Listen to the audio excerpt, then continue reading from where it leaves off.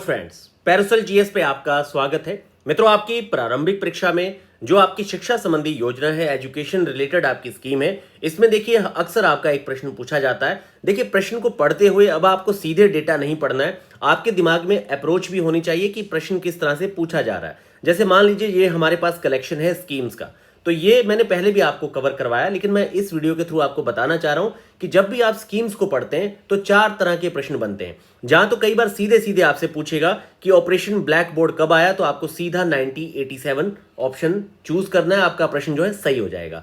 लेकिन अक्सर आपसे इस समय कैसे प्रश्न पूछे जा रहे हैं, जहां तो आपको चार स्कीम के आगे डेट लिख के कहेगा कौन सा सुमेलित नहीं है, कौन सा मैच नहीं है, या फिर आपसे कालक्रम के आधार पे भी पूछ लेगा कि भाई आप इन्हें कालक्रम के आधार पे लगाइए। तो वहां पे आपको दिक्कत आ सकती है। अगर आपसे पूछ ले कल्प शिक्षा योजना कब की है और आपकी अनौपचारिक शिक्षा योजना कब की है, विद्या वाहिनी प्रोजेक्ट कहां का है और आपका शिक्षा मित्र योजना, इस तरह की चार स्कीम दे देगा तो दिक्कत आ जाएगी। क्योंकि ऑपरेशन ब्लैक बोर्ड हो गया, आपका सर्व शिक्षा अभियान हो गया, साक्षरता भारत मिशन हो गया, ऐसे बड़े बड़े प्रोजेक्ट के तो क्वेश्चन आपने कई बार पीवाईक्यू क्वेश्चन में कवर किए होंगे। तो आइए एक क्रम से करते हैं। देखिए, अनौपचारिक शिक्षा योजना सबसे पहले 1975 में आई।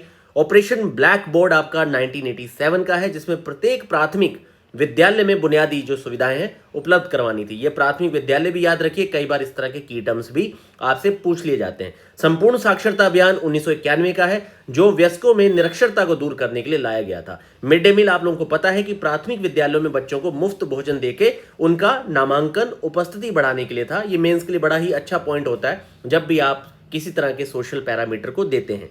कल्प शिक्षा योजना 1998, जो कि वैकल्पिक और नवाचारी शिक्षा की बात करती है, अल्टरनेटिव इनोवेटिव एजुकेशन को एनहेंस करने के लिए। शिक्षा मित्र योजना क्या है, तो जो आपके ग्रामीण क्षेत्र, यहाँ शहरी लिखा जा सकता है या दोनों लिखा जा सकता है, तो ये आपके ग्रामीण क्षेत्रों में अनुबंध पर जो आपके शिक्षक नियुक्ति है उससे जुड़ा हुआ प्रोजेक्ट है। 2001 का है। सर्व शिक्षा अभियान आपका 2001 का है, 6 से 14 वर्ष। यहां पे क्या किया जा सकता है, 10 से 15 वर्ष लिखा जा सकता है। याद रखिए, इस तरह के की टर्म्स के आधार पे भी अब प्रश्न बनने लग गए हैं।